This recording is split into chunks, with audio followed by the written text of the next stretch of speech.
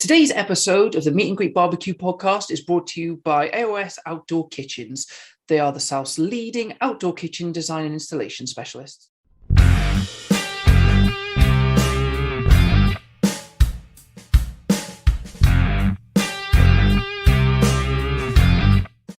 Welcome to another episode of the Meet and Greet Barbecue podcast. Today we have Shotgun, who you might know him from the Netflix TV show, American BBQ Showdown.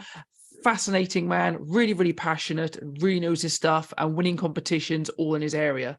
But Shotgun will tell you all about that. So without much further ado, here's Shotgun. Hi, Shotgun. Welcome to the Meet and Greet Barbecue podcast. Thanks for coming on. For anyone that doesn't know who you are, please introduce yourself. I live in Fayetteville, North Carolina.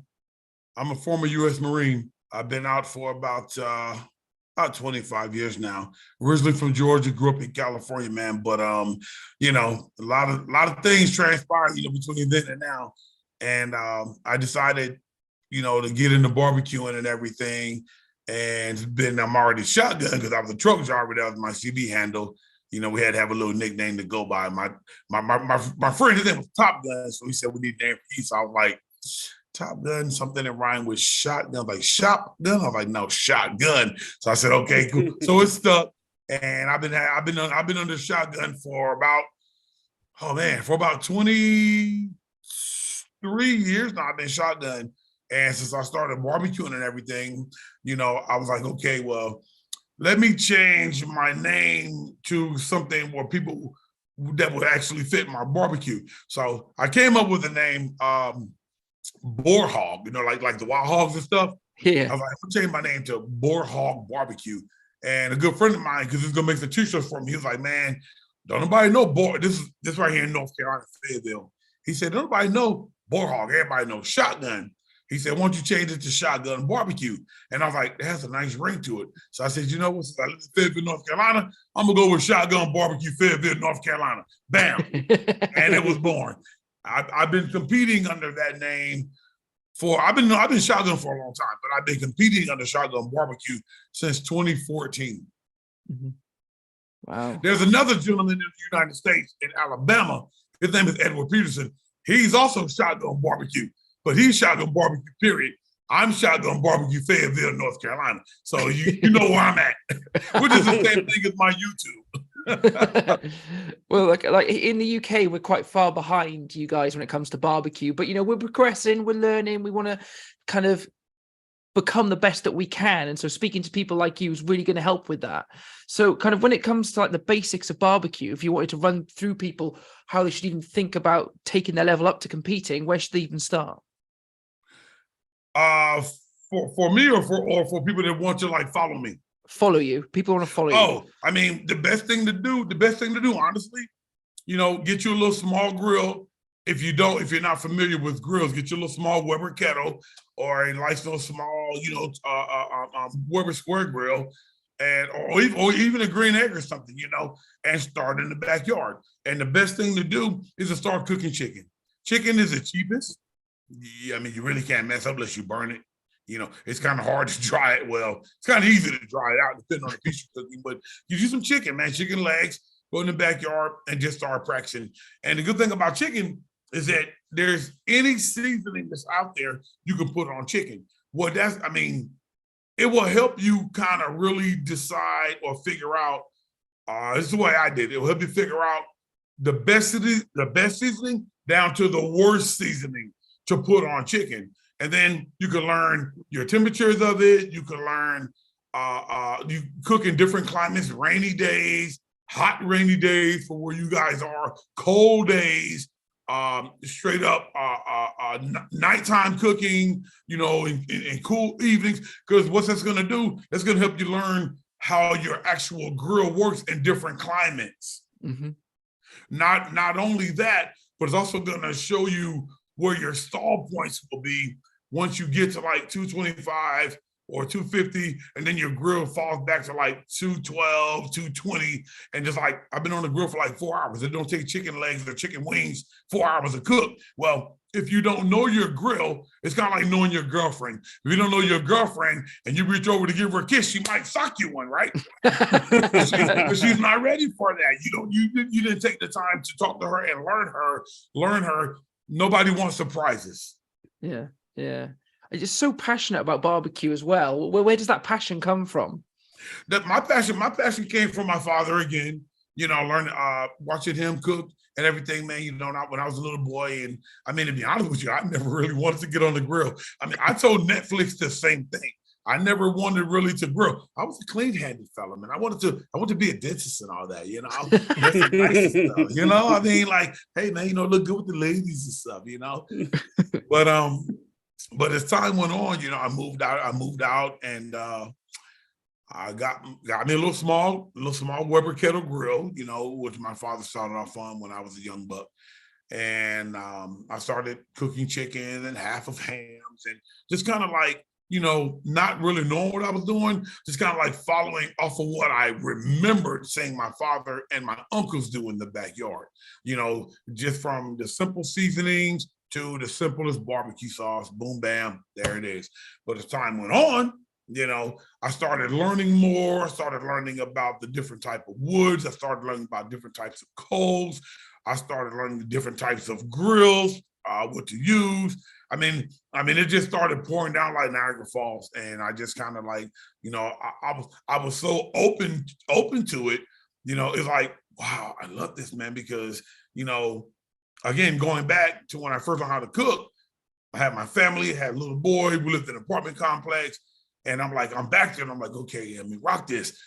When I got my grill started, everybody started coming to my house like, yo, man, you got that thing smoking. It smells good back here.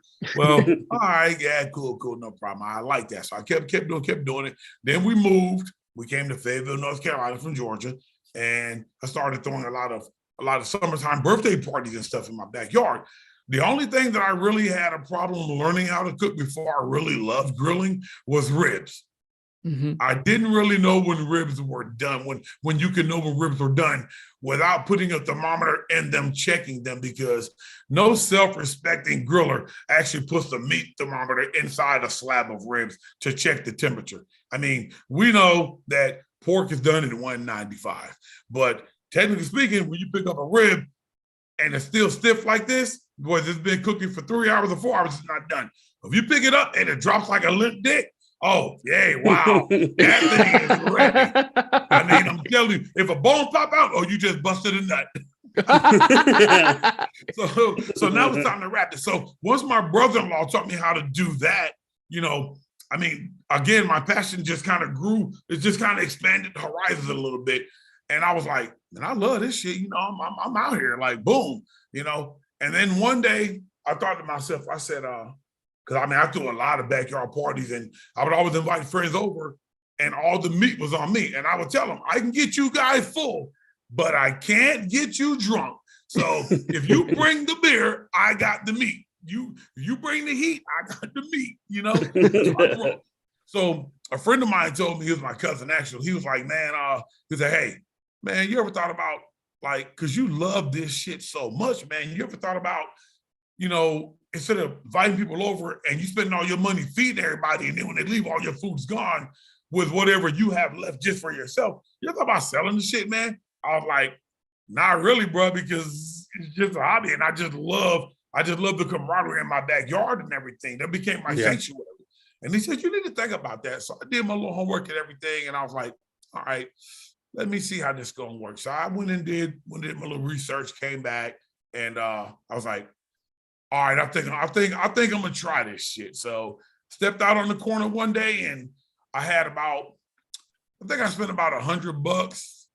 I think I made about 100 and maybe 30 or 40, $50. It really wasn't much, but I knew right then, I was like, oh shit, he was right.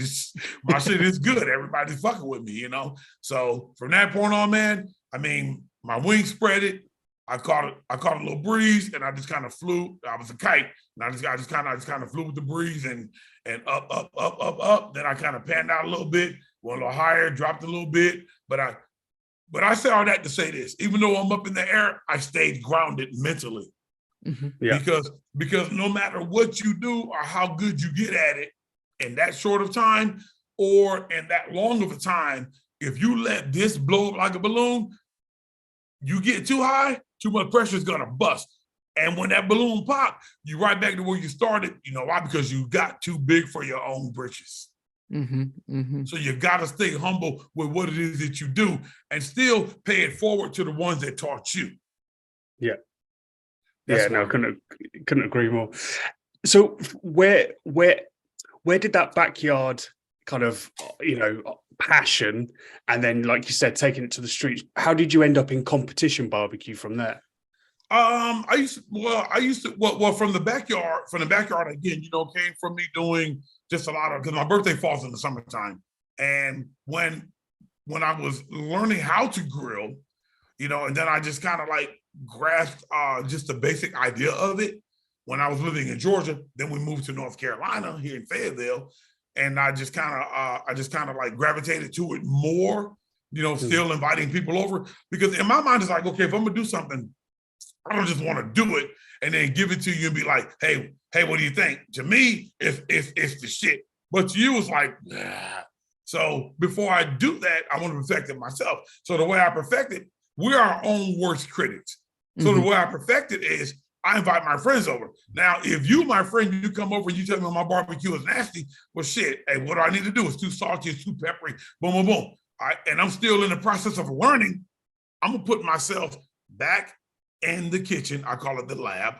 And I'm gonna go back and I'm gonna start practicing my seasonings and this and that and that and this. Or if I left it on the grill too long, well, how can I really tell what my chicken is done instead of going by sight? Because what looks good, what may look done may not be done. What look good may not be good for you. You see what I'm saying? So I learned how to take my thermometer and different thermometers to buy, and I started learning the temperatures of this. Now, where that came about was I used to watch a lot of food channels, a lot of final Food Paradise and best destinations to eat, barbecue pitmasters, and I mean, I wasn't really big on what's it called? Gordon Ramsay and all that. I wasn't really big on all them, because that's more like the chef side. I'm strictly outside, strictly meats, no cakes, no sides, and no desserts. I'm not into all that, which is great, but it's not me. So I decided just to stick with the barbecue pitmasters and then the Food Paradises and all that. So when they go in the kitchen and they start cooking and everything, even if they're grilling and everything, and I'm learning the tools that they're using, and I'm paying attention to this, and I'm soaking it in like a sponge. Well, shit, what I do, I get on the phone, I call other people that's actually already doing this, that's wanting to teach me, and they say, hey, what do you think about getting in competitions? And I was like, man, I don't know, I ain't that good. Well, you only know if you try. I said, well, shit, okay then, well, all right. What's gonna be your cook name? Well, I'm already Shotgun. Well, shit, Shotgun Barbecue and Fayetteville, North Carolina. All right, that's me. So I became Shotgun Barbecue, Fayetteville, North Carolina, in the barbecue competition circuit, and I did my first show. Now it was my holy idea, and I brought my brother in on it. I said, look, man, we're doing all these backyard cooking and everything. Like, okay, I think I want to get into competition. I say, I'll pay for everything. I'll even supply the shirts and the grill and the transport. I'll come pick you up and everything. I'm the CEO. You my helper. What's up? He said, I'm with it. Because I was kind of like my partner in crime, when I was getting into it. Remember, I told you he taught me how to cook ribs and everything. So excuse me. So he was like, all right, cool. I'm with it. So the first show we did cost me like $150 to get in. And I paid up the upfront fee, when they got 2 shirts made. I mean, we showed up with some raggedy ass grills, man.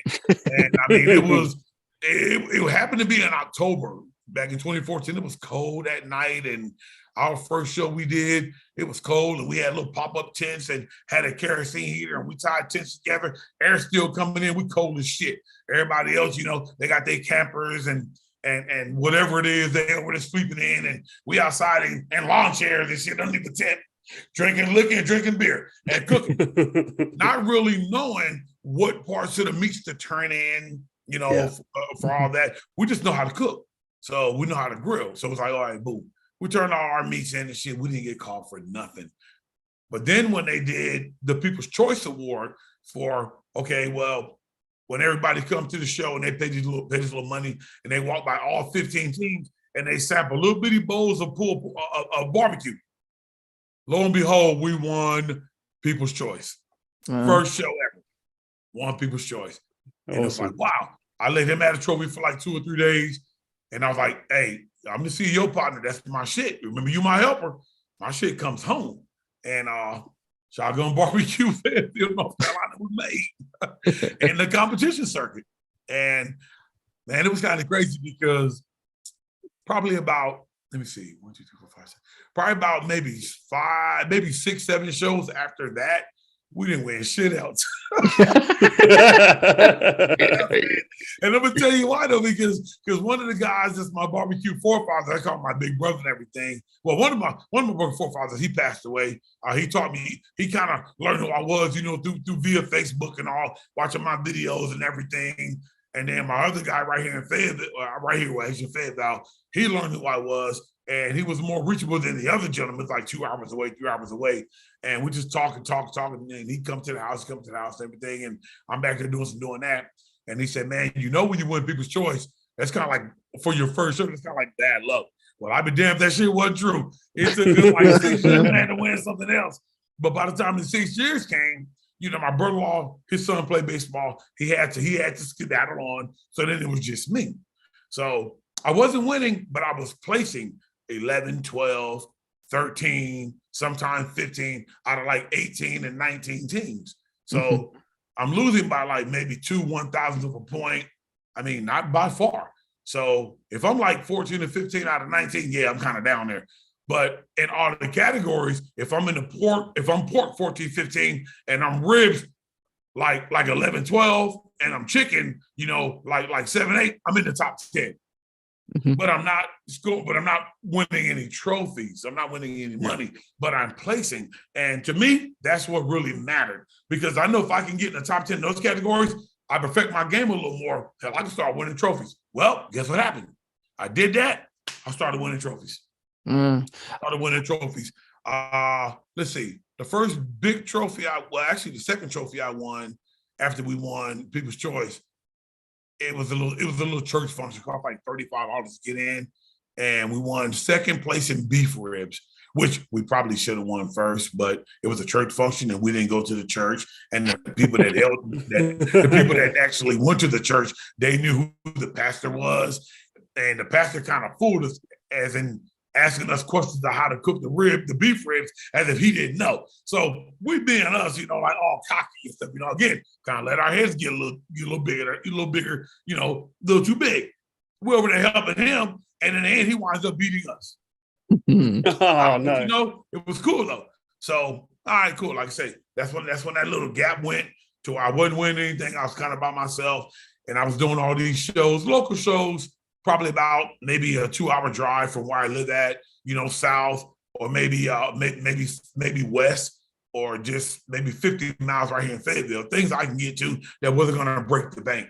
For me to be able to go to the show as well as show up with my beer, all the food I got to buy for myself, plus gas, emergency money, whatnot. You know how it goes. So I wind up doing a here in Fayetteville actually it was sometime last year. They had a all black barbecue cook-off, all black barbecue cook-off, and they were like, white people couldn't get in it. They can get in it, but they can't cook. They can be our helper. So I showed up by myself. I had my friends. They were like kind of there, but I'm cooking all by myself. Lo and behold, I won first place. I won the whole competition. Hey. I won the whole competition. I got a belt. I got a trophy. I got like $1,500. I got 2 trophies, a belt, and $1,500. I won the whole competition. And the thing was, like, during the time, everybody I'm cooking against, some people I cooked against before, some people I didn't. I won first place chicken. Mhm. Oh yeah, I tightened up my chicken game. I won first place chicken. I won second place ribs. I won overall by points, a landslide in all three categories. Everybody I competed against, it was like 15 teams that I competed against was like, hey man, they talk shit. Man, what you got on that grill over there, man? You gonna turn that shit in. Why you keep lifting your grill up? Blah, blah, blah. Just trying to throw me off my game. I'm blocking their ass out. I'm drinking my beer, I'm drinking my liquor, I'm doing my thing, I'm having fun. End of the day, I won grand champion. You know how motherfucking sorry people were? Oh man, fuck it. You're shaking my hand, but you got the sad face on. Yeah. Because you thought you should have won. And then not only that, but you talking shit to me because I went on Netflix and I came home on the first episode. Well, just to show you how God don't like ugly, Netflix didn't really give me a chance to debut my real cooking skills. I come back to Fayetteville where most of my haters were in an all-black competition and I whoop everybody's ass. Yeah. I mean, you tell me where did I go wrong at? No, it's I one don't of think those I know. things, isn't it? I rewatched that earlier, and I watched a few episodes afterwards, and it's such a shame because everything changes after that first episode. There's so much more that you get to cook, that you get to compete in a different way. You get to introduce things like the sides as well, and you have to show your versatility, which you didn't really get the opportunity to do. I really did get my opportunity to do. And of course, again, you know, on the backside of what you said, that was more of a faster, that was more of like a faster type cook. Wasn't Yeah, 5.5 my style hours. of 5.5 hours is nothing, really. It's nothing. But we had to run around. Man, I got a prosthetic hip and a broke back.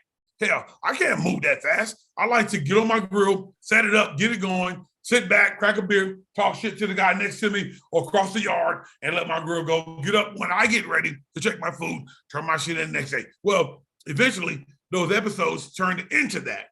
But I think in the first episode, they probably already knew who they were going to send home just based on watching their Facebook feed. I drink a lot of beer when I cook. I mean, that's my thing, though. I love Coke 45 Billy D. Williams beer. And to me, I cook better when I'm drinking Coke 45. And on all my videos on my Facebook, that's what I say. Well, I'm having fun doing it, and I'm always original. I mean, you can hear it in my voice. I tell them to turn my frown upside down. I'm always original. I keep it straight 100. I don't get up here and be like, okay, guys, yeah, so how are you? This is how sounding all fucking bored and shit. No, man, hell no.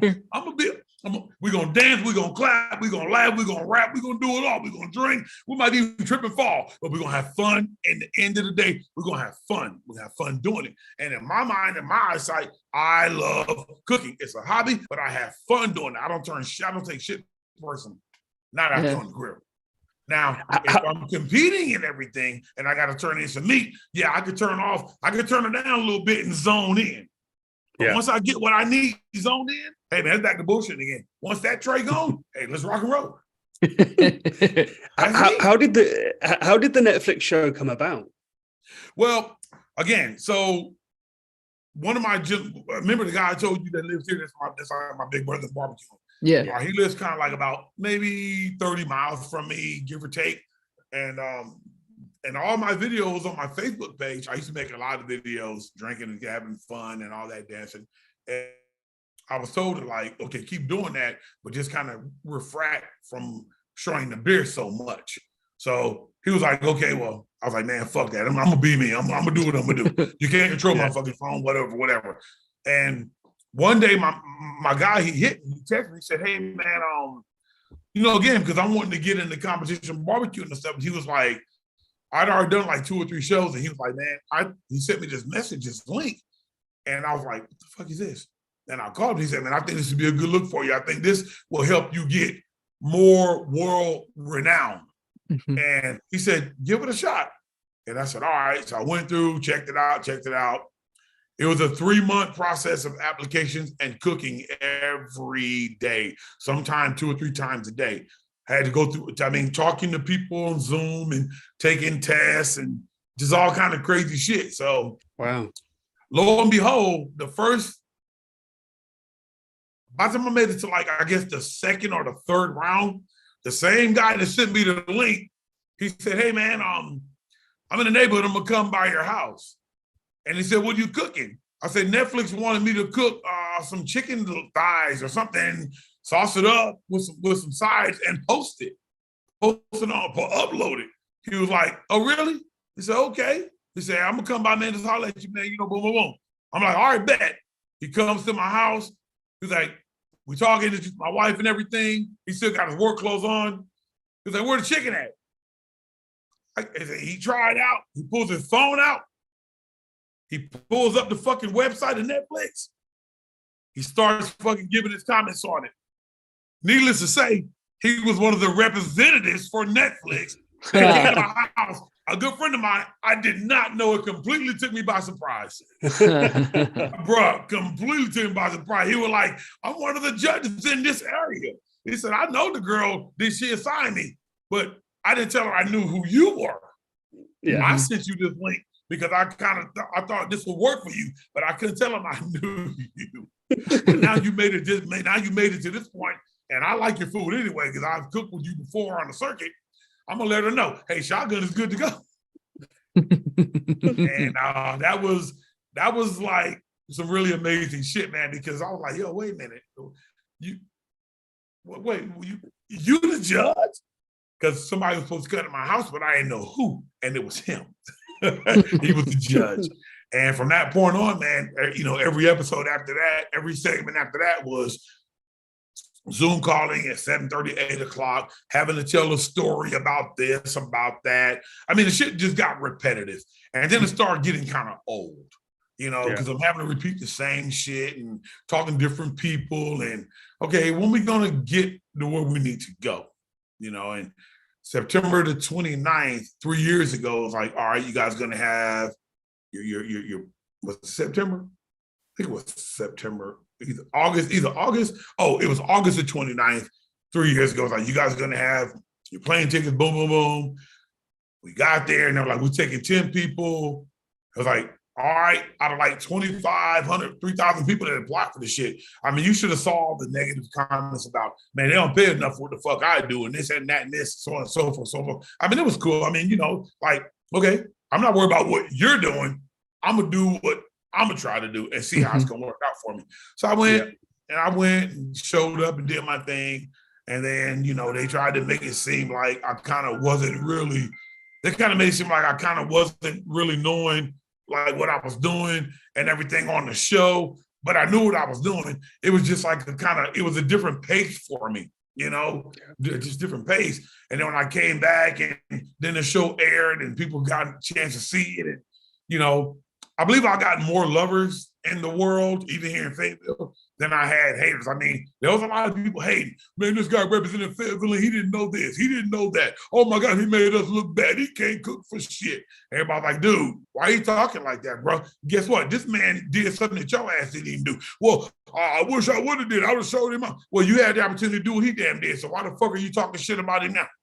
It's also the pressure when you're in that sort of situation as well. Hugely different. So, and you've obviously resonated because, people nominated you and asked us to reach out to you to have you on the podcast. That's why you're here. People who follow us have said. Exactly. I saw that. I mean, you guys are my second podcast, but check this out. I have another show that's streaming in Japan. Wow. Yeah, all over the world. Yeah. All over the world. And let me see, April, I want to say March, I want to say next month or April will be 1 year since they came right here to my house in my backyard and they filmed me since I did the Netflix show. And I did the same thing, Beer Can Chicken, and Japanese TV production in Japan. Wow. And it's only in Japan. I had to sell them the rights to it and everything. So I have two. So I have my own TV show in Japan. I got Netflix. This will make my third or fourth podcast. I got radio. I was on the news. So everybody that wants to shame because it wasn't them, suck my dick, go to hell, I'm happy with what I accomplished. And so you should be. Yeah. I'm happy, man. I'm happy. I mean, I walk down the streets, you might even say, hey, you was that guy on Netflix, man, what happened to you? Why you get kicked on the first episode? Why the fuck you wasn't on the episode? Shit. Hey, but your barbecue was good. Well, why the fuck you trying to clown me in? Yeah. Jealousy, my isn't dick it? for we got them get to throwing rocks out this motherfucker. If you've been looking or thinking about an outdoor kitchen, then look no further than AOS Outdoor Kitchens. They are the South's leading outdoor kitchen design and installation specialists. Their extensive showroom is based just outside Bournemouth on the Dorset-Hampshire border, and as well as numerous in-store displays, also features a live outdoor kitchen where they cook every week on Kamado grills, pizza ovens, and all filmed and shown on YouTube. They offer a wealth of knowledge on how to transform your patio into the most incredible outdoor dining area with styles and options to suit every budget, and you can guarantee they will be able to create something perfectly suited to you and your home. They stock and supply everything that you're going to need for outdoor cooking, including barbecues, Kamado ovens, pizza ovens, outdoor fridges, and every accessory that you would need to become the ultimate outdoor chef. So if you want to make yourself the envy of your friends and neighbours, get in touch with them today to arrange a consultation and take the first step in transforming your back garden into the most incredible entertainment space. Visit aoskitchens.co.uk. So at home, what are you cooking on? What's your setup at home? What do I have at home? So I have a barrel smoker. I have a barrel drum, 55 gallon barrel drum. I have a char griller, which is the same thing as a barrel drum. Instead of upright, it's horizontal. And I have a really big, long, probably 5.5 foot pig smoker. Mm-hmm. That I call it the casket. Have to lift it up with two hands. That's how heavy the lid is. And it closes down, boom, just like that. It's about 84 inches of cook space on it. Cool. I've had 125 pound whole hog on there, no head, no feet. And I've had, which I actually cooked at a competition last year. I cooked it actually everybody that was at the competition had to have the hog done in 8.5 hours. 8.5 hours. And it was me and another guy that was only cooking on charcoal and wood. Everybody else had gas. Mm. So I tell people, they say, man, it takes 16 hours to cook a whole hog. I say, bro, it does not. You can get a hog done in 8.5 hours. I said, how do I know? Because in the competition I did, that was the protocol. By 8 o'clock in the morning, everybody's grill had to be turned off. Everybody's hog better had been done, or you get disqualified. 8 o'clock in the morning. They gave us our hog at about 7:30, 8 o'clock that night. I put my hog on the grill about 9:30, and I went high and fast. And by the time the sun came up, I mean, I had to keep checking it, adding coal and moving the coal around to keep it going. By the time the sun came up and my hog was done, I think my grill was about 150, 170, just enough to keep it warm enough so when the judges come and break the meat off and check the temp, it's done. Shit, 8.5 hours. Too easy.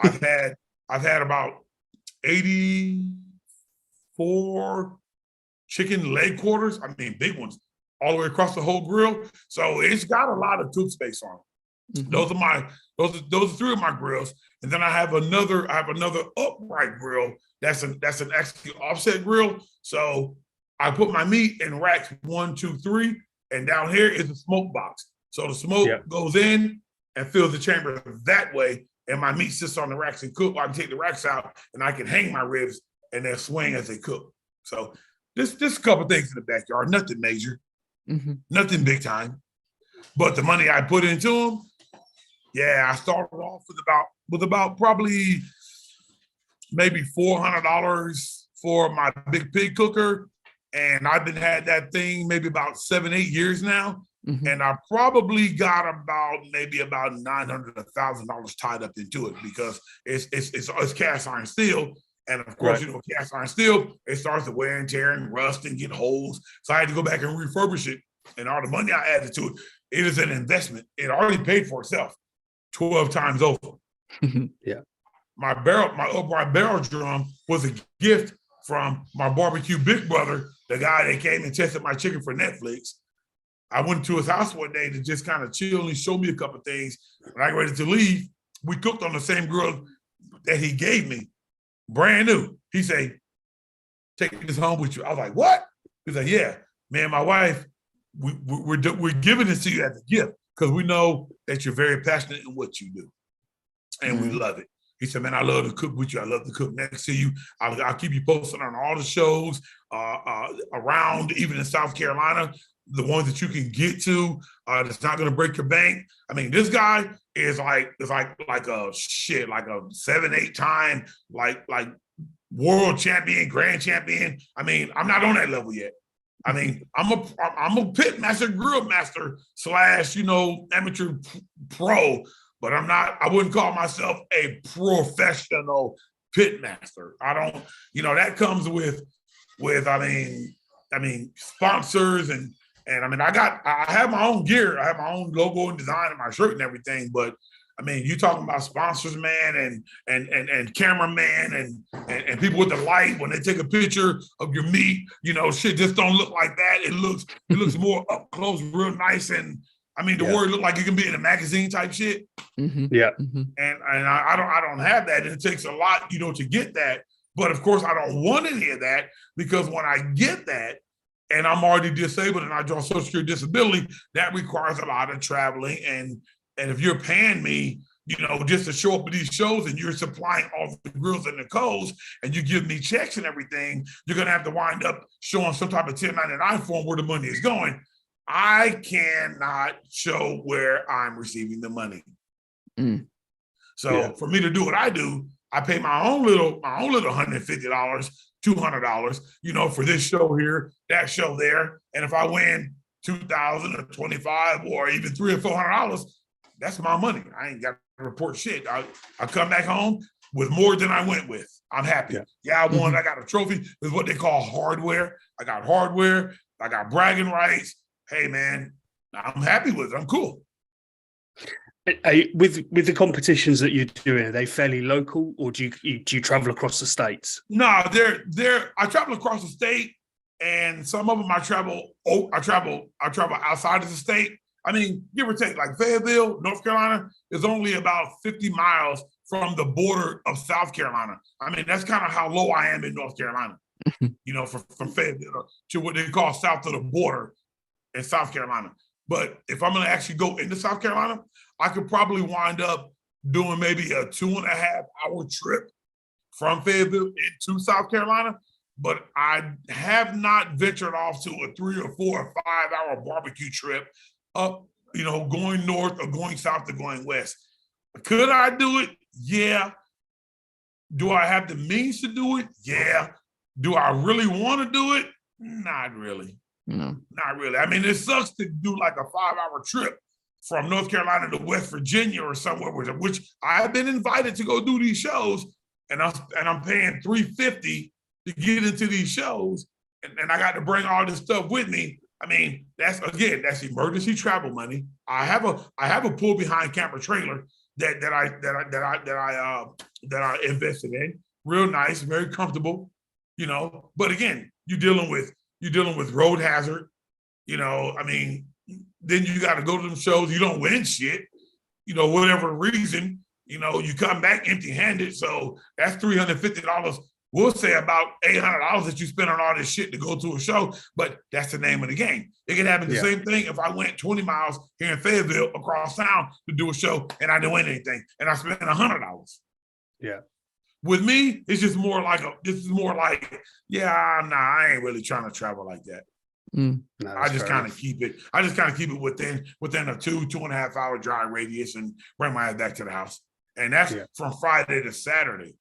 I leave out about Friday afternoon. I get the one going Friday evening. We start our grill up about Friday about 9 or 10, somewhere around there. Cook all night, drinking and shit. About 1 or 2 in the morning, everybody sleep, chilling, whatever you're going to do. 9 to 10 o'clock the next morning.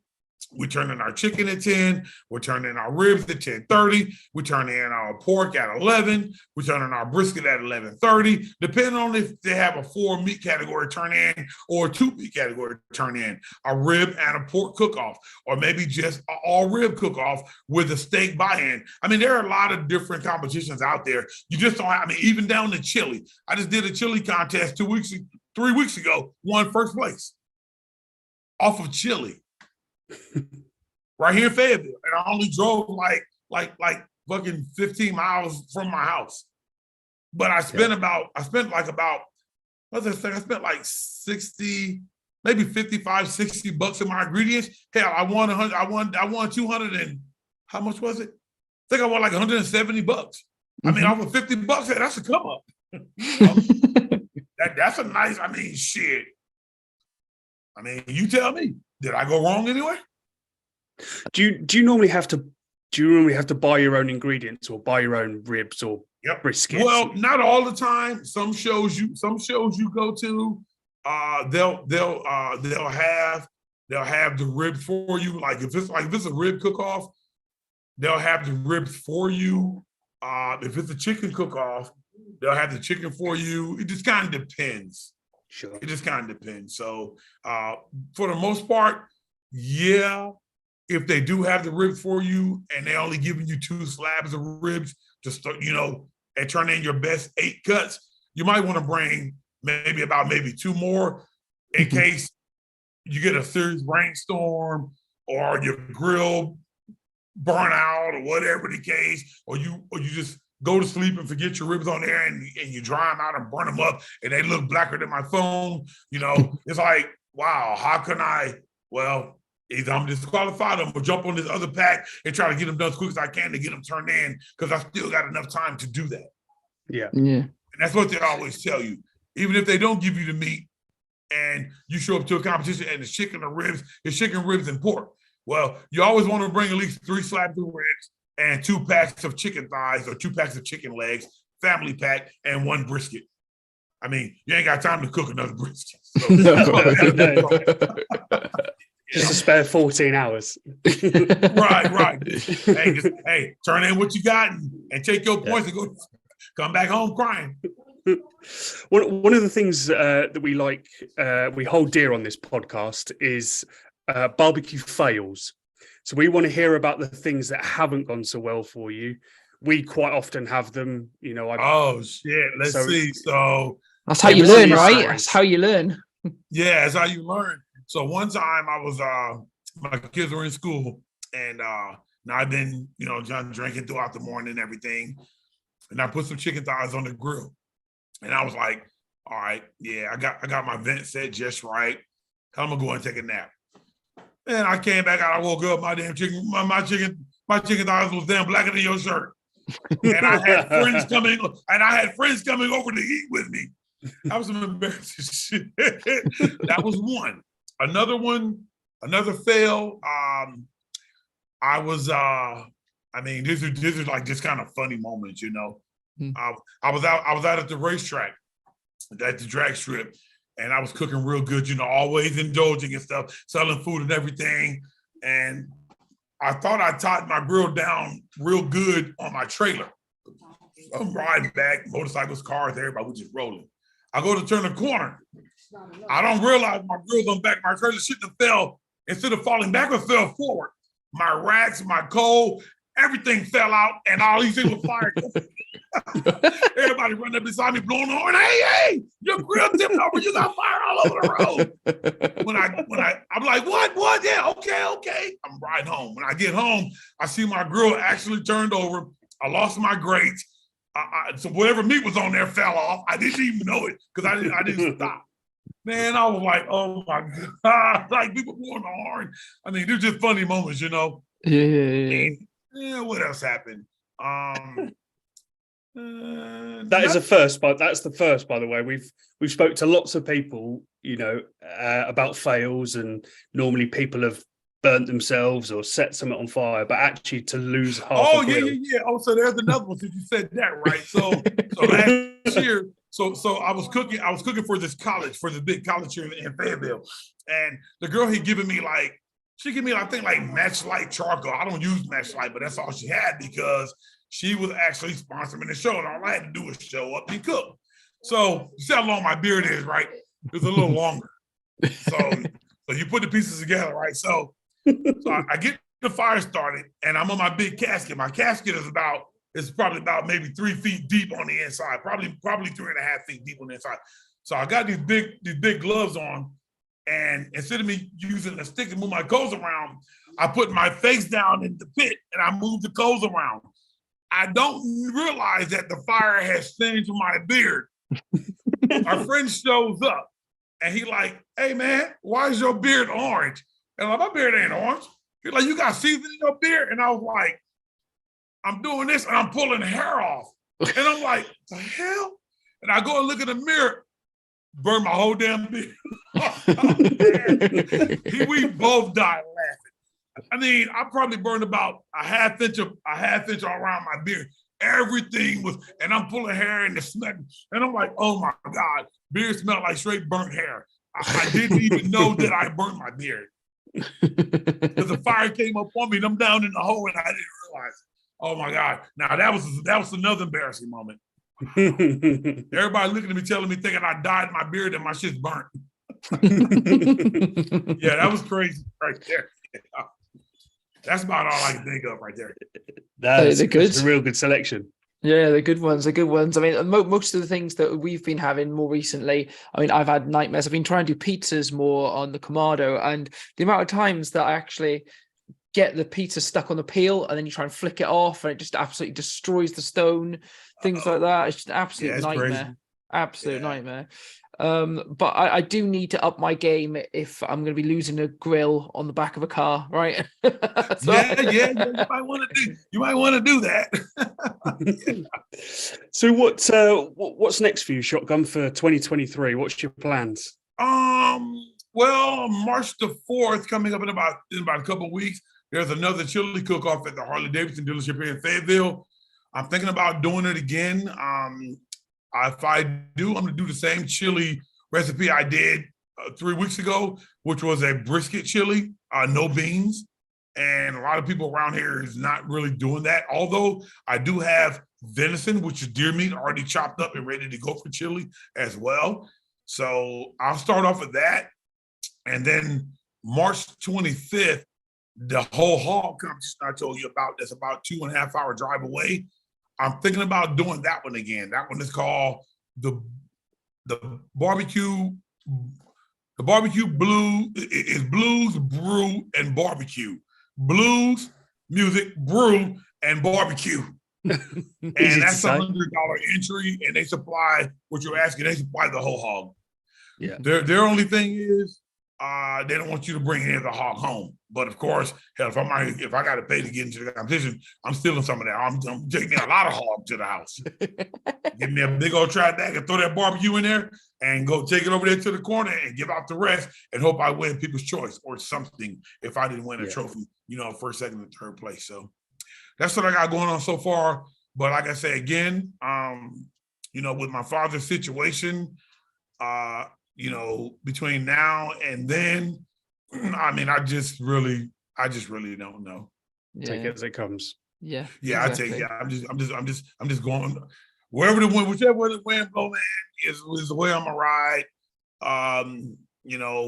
With whatever is in my way, the Lord will move it out the way so I can do what I'm gonna do.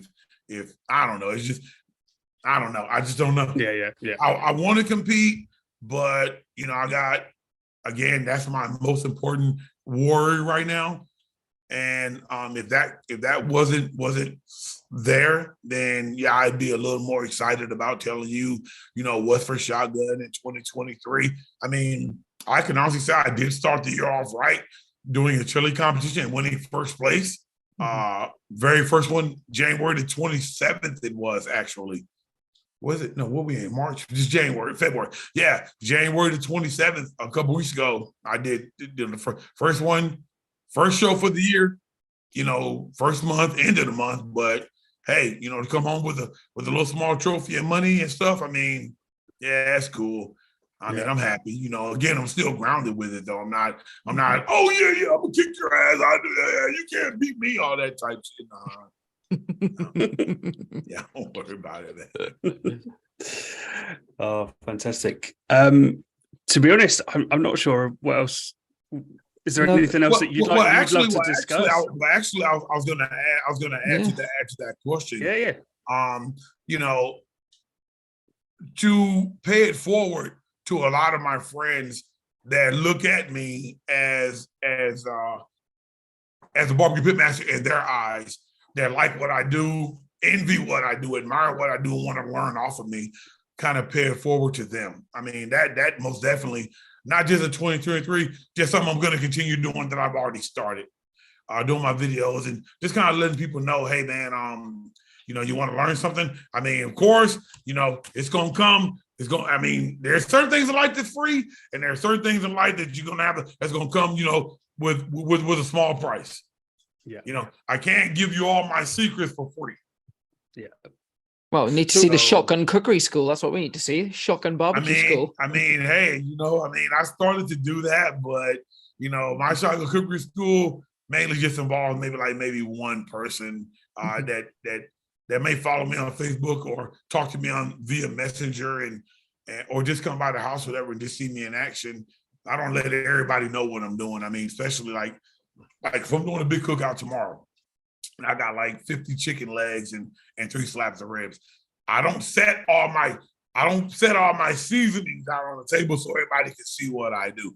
I generally like to have all my stuff already done, because when people are there and I'm not really teaching, I'm just doing what I need to do, you start asking questions, it kind of like throws you off a little bit.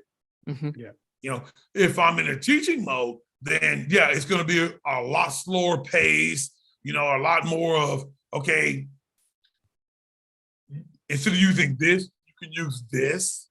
Well, what do you use? Well, I can't show you what I use, because what I use is competition style. But backyard stuff, I have some backyard stuff here as well. So you can use this as well. And just kind of mix and match with what you do. And if you want to do this way, chop it this way, slice it that way, trim it this way, get this kind of thermometer, probe it, when it's done, whatever. It's your stall point. Open up your vent, open up this, open up that, and add more codes to it. Just kind of like basically walking them through it. And then when I come to your house, I get to sit down and watch you show me what I just told you. Mm-hmm. With a beer. With a couple of them. Yeah. That was a couple of bags. If you could only cook one meat for the rest of your life, what would it be? Chicken. Yeah. Good shout. Chicken. What, whole chickens or chicken thighs? Whole legs? chickens, quarter chickens. I don't really like doing chicken wings. I like chickens that's going to take at least about an hour and a half, maybe or so to cook, because I like to play around with the grill. I like to stall it. I like to get it, try to get my temperature back up to where it was. I mean, this is all helping me. So if I'm doing just like a chicken wing, like a 50-minute cook or a sausage or something, I wouldn't even turn my grill on for that shit. Like for real, like or a damn hamburger. Like, wow, I can do this shit on the stove. I like to cook, whole chickens takes about a good 3.5 hours. I cook with wood. So cooking with wood, with dried wood, and then wood itself, smoke is going to take a lot longer than just cooking with gas. So you get a chance to, to play with, to play with the meat, learn the grill, learn temperatures. Not only that, but again, with a plethora of different types of seasonings. So if I'm doing 3 whole chickens, I might do 1 lemon pepper. I may do 1, Cajun style. I may do 1 strictly sweet, more heat than sweet. Well, let's switch that around. Well, let's just do 1 salt and pepper black, easy. All right. Let's do 1 maybe with a chicken rub that has no season, no flavor in it at all, and then hit it with a little mayonnaise or something, which is basically oil or mustard. The oil, if I cook with the oil, it's gonna make the whole chicken look a little more shinier, give that a little more crisp on the skin, because that's what oil does, to chicken. Or if I use a mustard, it's gonna help the season stick and still give it that crisp when I bite into the skin, depending on how hot my grill is. If I'm cooking at 250, I'll get that. If I'm cooking around 225, 240, I may not get that. The skin may come off, kind of like a little rubbery or something like that. But it's gonna be done. Mm-hmm. It's gonna be done, So I mean, it'd be chicken. I chicken all day, bro. Yeah, fair enough. I think mine would be pork. You do. I mean, I love pork too. Pork butts, pork shoulders, but that basically cooks itself. There's really no fun in that. I mean, you season it down, you trim it out, you throw it on the grill, shit. 4 or 5 hours later, it's done. You pull the bone out, you chop it down, it's easy. I mean, what are you going for? The smoke ring on the little bitty pieces of meat? I mean, and briskets are kind of the same thing. You out there, you trimming off the fat. If you trim down too much fat, you're gonna dry it out. If you don't trim off enough, it's gonna be all rubbery. I mean, like, well, what are you going for? Again, the smoke ring, you learn how to cut against the grain or with the grain. That's a good thing. That's a really good thing. Well, it's cool with that. My newest thing now, when I grill, is really not grilling, is learning how to debone whole pieces of meat and still keep the meat intact and wrap it up and cook it. Like I deboned the whole turkey twice for New Year's and Christmas and Thanksgiving this year. Wrapped it up, folded it, came out real nice. I mean, then I deboned the whole deer shoulder. I mean, nice. The whole deer shoulder. I mean, deboned it, cut it up into steaks, cut it up into cubes, got all the fat. I mean, I probably had about a handful of that junk meat that I didn't want off the deer shoulder versus putting it in a pot and just boiling it all down. Mm-hmm. Yeah. So, deboning, I mean, even with a turkey, cut off the legs and the wings and then cut off from the breast all the way down, to the back and all that, flip the skin over, turn him over, cut him off and just left with the whole carcass with just the meat you couldn't cut off. And then take the whole bird, have him laid out, take him, fold him over like that, and then wrap him up, kind of like, kind of like a cigar. Yeah. Tie him up, and I mean that takes skill. I mean, I had to learn that, but I learned all that through the school of YouTube. I put myself through the school of YouTube. I'm not reinventing the wheel. I'm just adding another spoke to it. That's all I'm doing. Yeah. I'm bettering myself by learning what somebody else already did. Yeah. Are you on YouTube as well? Yes. Yeah. Shotgun Barbecue 910. I was just about to say, what's your channel? That's my. You'll see the turkey on there. I mean, it was cold as hell when I did it. I deboned it, and then I got another video on there when I actually seasoned it, and I tied it up, but you didn't see when it was cooked on my Facebook page. You'll actually see, because I did 2 turkeys. The second time I did it, the bird was a little bigger, so I kind of like didn't really bone it right. Mm-hmm. But it came out real good, and the meat was excelente. I mean, nice and tender. And my wife said, do it that way because when we smoke whole turkeys, we wind up throwing half the meat away. If I debone it and everything, and by the time I wrap it up, it looks like this beer can, horizontally. And once I slice it into pieces, I mean, that's all turkey breast. Yeah. Mm-hmm. What are you left with? If you don't want a leg or wing, the majority of the bird is gone. Yeah. And the turkey breast in the back, and the loins on the inside of it are all tied in together. So that's the majority of the bird right there. Most people, when they cook turkeys and everything, the breast is dry. All they want is the leg or the back. And then you wind up throwing away a big-ass goddamn piece of bird with a shitload of meat on it. Mm. Yeah. Should be eating everything that we can off those animals. Keep everything, keep it, eat it, enjoy it. Enjoy it. Yeah. So that's kind of, that's where I'm at with that. I mean, I love doing what I do. I even went to the local college and talked to one of the chefs about, teaching me what they know. Because I don't want to get into culinary. I'm not a chef. I'm a barbecue grill master / pit master, which is some of my stuff starts inside in the kitchen, washing it off and cleaning it, depending on, if it's raining outside or if it's snowing outside or my water hose is froze and I got to wash the meat off and all that and blot it dry and then clean it. I rather do all that outside. So whatever falls on the ground, the environment consumes it or the birds come get it or something. I ain't got all that shit all over my sink, fucking kitchen smelling like raw ass meat. I got to go back and clean out the sink and then transport the shit outside.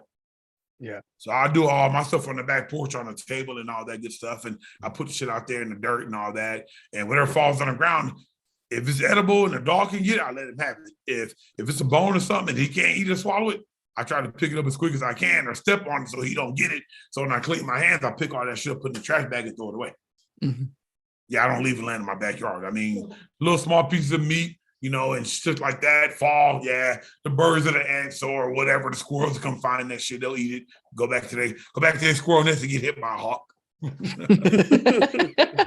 it is what it is. So they got a meal and the hawk got 2 meals. Well, Shotgun, thank you so much for taking the time to speak to us today. We really appreciate it. Again, as we said, people asked us to get in contact with you to have you on the show. I was telling one of my friends the other day that we were going to be speaking to you, and he was so excited. And, we're so far away here in the UK. And my friend Mark's like, tell Shotgun I love him. He's great. So keep doing what you're doing. Be all over the socials. Tell everybody I really appreciate the love. Yeah.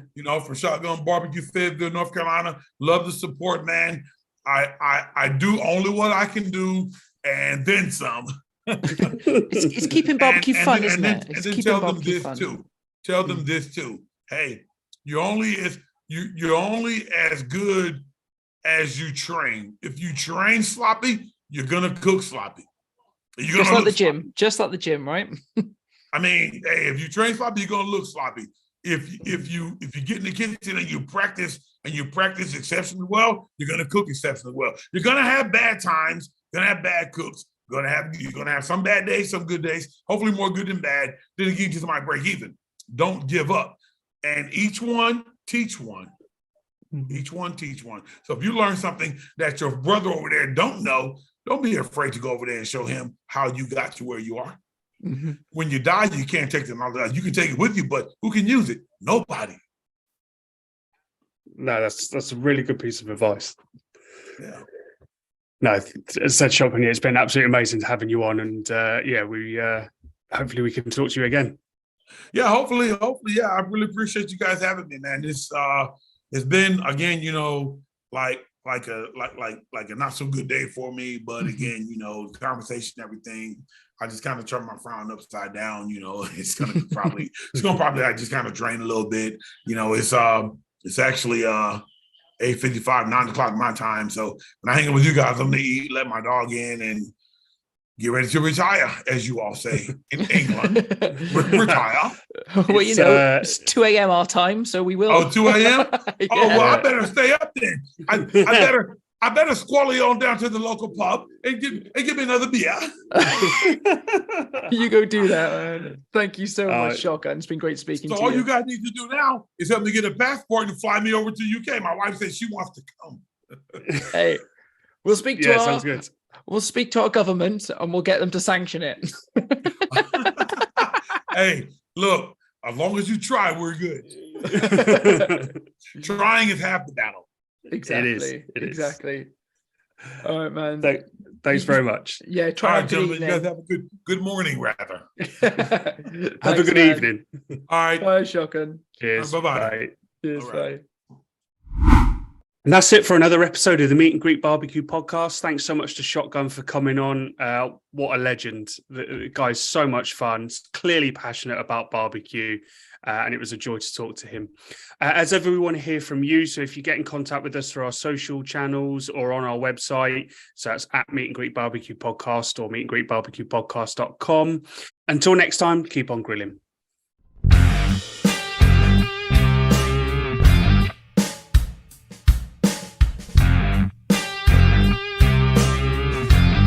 Today's episode is brought to you by AOS Kitchens, the South's leading outdoor kitchen design and installation specialists.